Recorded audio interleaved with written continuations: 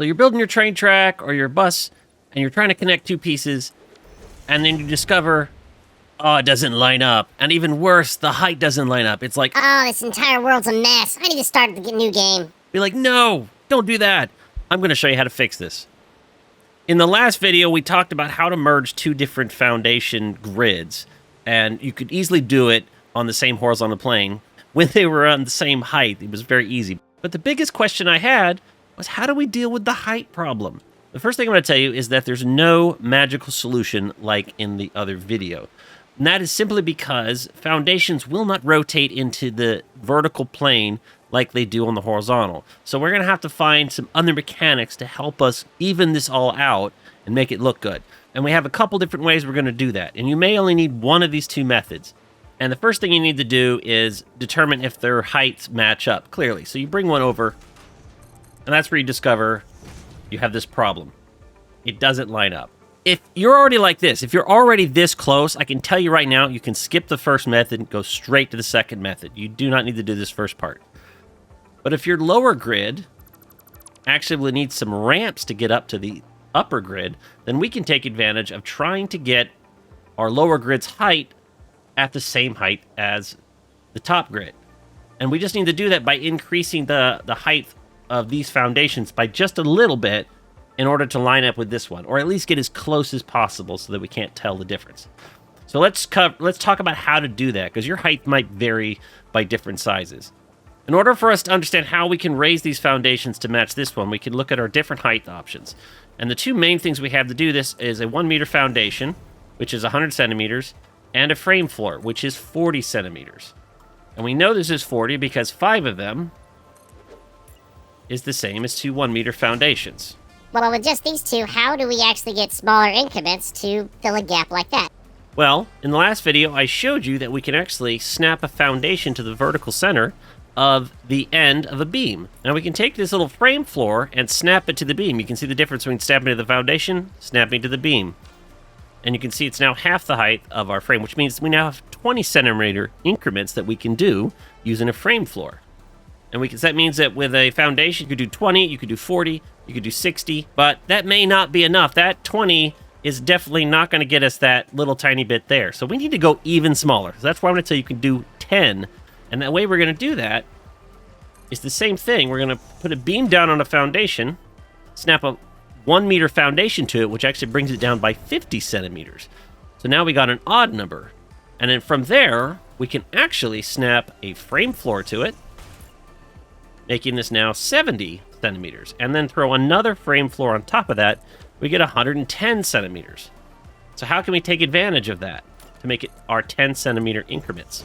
Well, if I wanted to raise this foundation by 10 centimeters, I would actually need to go down by 100 centimeters. And from then we can just repeat 50 centimeters, 20 centimeters, 40, and now we've raised by 10. And of course, if you needed to raise it by 30 centimeters, you could just do another beam, snap another frame floor to it. And so using this combination of 10 and 20, you can raise your foundation level up. So that's exactly what we're going to do over here. So I'm going to bring out a 1 meter foundation. This looks like 10 centimeters to me. I'm going to go down by 100 centimeters, and then we're just going to repeat. 50, 20, and then 40. And we're on the same grid as that lower section over there. Now we're going to get a foundation here and then snap it to the side of this. And you can see that this is virtually the same height, almost unnoticeable. We can line it back up. If you want to get this down there now, we need to back up to wherever you might be connecting to your point. And you're going to run it all the way down. And you can see we got down here. We are 10 centimeters roughly above where we were. And so we just need to carry this one more, and it's going to merge in. And now we have our ramp going up to the height of our upper grid. Now we're not lined up. You would probably be doing this further back, but then you could use the method from the first video to line your grids up and have both the vertical and horizontal match, and it would look pretty great. So, but if you had a much smaller height than this, where a ramp doesn't make sense or a ramp actually would not look good to you, then we go to our second method. All right, so now we're going to do the second method, and this works great if you have a very little amount of height to go and you need to smooth things out. Now, we're going to do the same thing we did in the first video, and I know you're probably thinking you said that doesn't work. Well, there is a way we could take advantage of it to smooth things out. But these things are a little misaligned in order for me to get a good merger with, geometry. So I'm going to go ahead and rotate this one foundation here by 10 degrees. Just to kind of get it pointing in the right direction. That'll make everything much easier. And now I have a short side and a long side, and I'm going to work on the long side. So we're going to do the same thing as before, freeform mode, connect one side to the other. Same as the last video. And wherever you connect these two, you might want to place a marker just so you know where it is. And you'll understand why in a moment. I know some might ask, how do I solve the problem if my beam connects from one side to the other and I can't actually put a foundation? Well, in that case, just start on the other side and come back somewhere to the middle.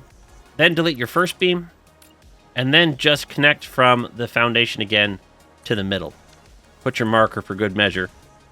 So in order to smooth this out, we got to realize that even though the foundations won't rotate into the vertical space, this beam does. So we have the beam on this side is lower than the beam end on that side. So we can take advantage of this gradual increase in height on the beam and still do the same thing as before. Go over 4 meters. I'm going to go out so I can more easily delete the beams. Attach a foundation. And then from there, we're going to go another 4 meters from the edge of the foundation, or 8 meters from where you did the last one. 1, 2, 3, 4. We're going to come out. Come out 4 more. 1, 2, 3, 4.